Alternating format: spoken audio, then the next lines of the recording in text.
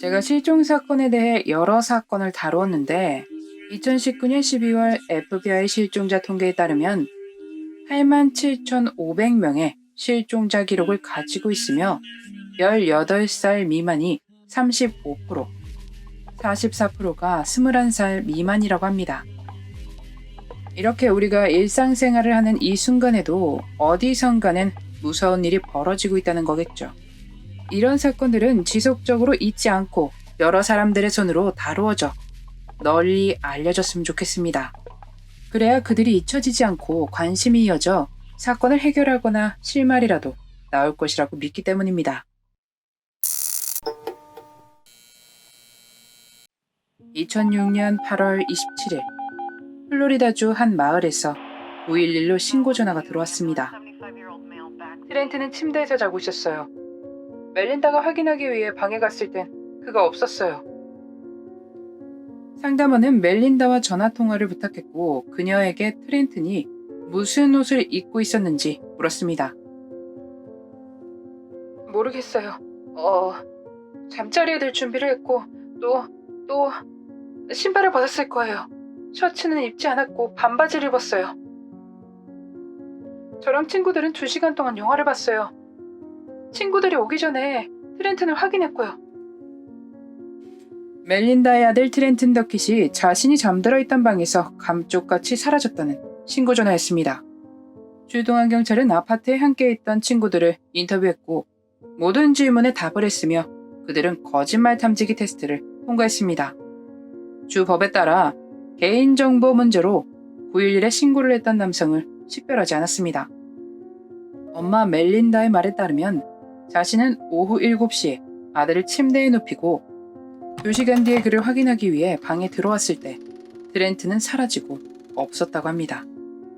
처음에 침실 창문에 방충망이 찢어져 있었기에 경찰은 창문을 통해 누군가 들어왔을 것이라고 추측했습니다. 경찰은 트렌튼을 찾는 것을 도와달라 대중에게 발표했지만 며칠이 지나고 부모들을 의심하며 조사 중이라고 밝혔습니다.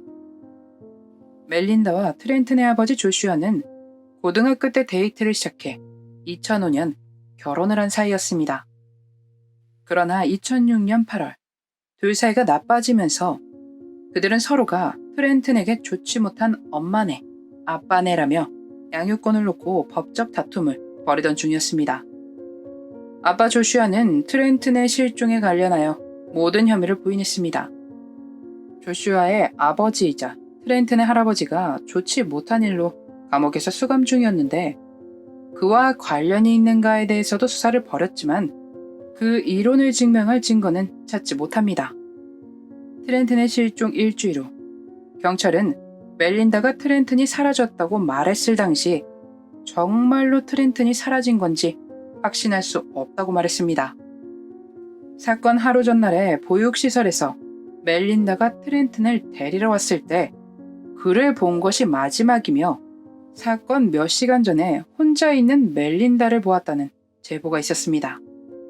이런 의심들과 여러 질문을 받았고 멜린다에게 거짓말 탐지기 테스트를 요청하지만 그녀는 거부합니다. 또 음성 스트레스를 분석해 거짓말을 하는지 알아보는 테스트에서도 통과하지 못했습니다.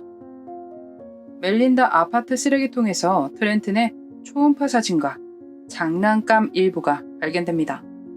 누가 봐도 모든 것이 수상해 보이는 정황과 증거들입니다. 물론 쓰지 않는 것들이라면 버릴 수도 있지만 상황이 상황이다 보니 의심을 받을 수밖에 없었습니다.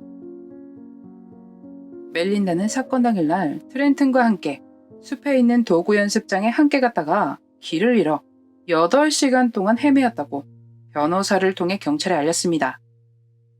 경찰은 그들을 목격했을지도 모르는 제보자들을 찾았고 목격자들은 멜린다가 길을 잃었을 당시 리스버그에서 그녀를 보았다고 제보했습니다. 9월 8일 911에 신고 전화가 들어왔습니다. 21살의 멜린다 더킷은 할머니 할아버지 집으로 찾아갑니다. 그리고 긴 장문의 편지를 자동차 대시보드에 놓은 뒤 집으로 들어가 벽장 안에서 스스로 생을 떠나는 선택을 했습니다. 편지는 대중을 향한 편지였습니다. 당신의 초점은 트렌튼에게서 벗어났습니다. 나는 그를 사랑했고 그가 내 품 안에서 안전하기만을 원했습니다. 당신은 소문을 만들었습니다. 글은 깔끔하게 쓰여 있었고 서명은 없었으며 2페이지가량의 편지였습니다. 사건이 사건이다 보니 언론에 여러 이야기가 나왔을 것이고 당연히 여러 소문들이 돌지 않겠습니까? 당시 그녀는 경찰의 수사와 언론의 압박으로 인해 굉장한 스트레스를 받고 있었다고 합니다. 가족들 역시 발생한 일과 언론 그리고 경찰 때문에 스트레스를 받아 그런 선택을 한 것이라고 믿었습니다. 경찰은 편지가 멜린다의 마지막 기록으로 여겨진다고 밝혔지만 트렌튼과 관련되어 있는지에 대한 여부는 밝히지 않았습니다. 9월 8일 밤 시간대 전국에 방영되는 한 토크쇼에서 이 사건을 다루었고 멜린다가 거짓말 탐지기 테스트를 거부했으며 경찰에 신고하기 몇 시간 전 어디에 있었는지에 대한 내용에 꽂혀 있었습니다. 아마 당일에 그런 일이 있었다 보니 아주 많은 시청률이 있었을 것이라 예상됩니다. 멜린다의 부모님은 방송사와 진행자를 상대로 소송을 냈지만 법정까지 가기 전에 트렌튼의 수색자금 20만 달러를 신탁기금을 설립해주는 것으로 합의를 봤습니다. 어느 쪽이 진실인지는 알 수 없습니다. 다만 누가 보기에도 그녀의 행적이 영 수상하긴 합니다. 트렌튼의 사건 한 달이 됐을 때 경찰은 공식적으로 발표를 했습니다. 멜린다가 트렌튼의 사건의 가장 유력한 용의자라고 말입니다. 멜린다는 어릴 적 한국에서 뉴욕으로 입양되어 왔는데 자신의 과거에 대해 굉장히 알고 싶어 했다고 합니다. 그래서 트렌튼이 한국에 보내졌을 가능성도 열어두고 조사했습니다만 미국을 떠난 흔적은 찾지 못했습니다. 다시 1년이라는 시간이 흐릅니다.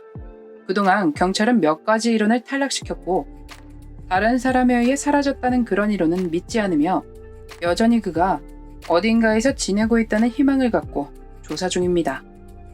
여러분들은 이 사건에 대해 어떻게 생각하시나요? 댓글로 의견을 남겨주세요. 혹시나 트렌튼을 닮은 사람을 목격하셨거나 새로운 소식이 있다면 이 번호로 연락 부탁드리겠습니다. 그날의 미스터리 멜린다 더킷의 이야기였습니다.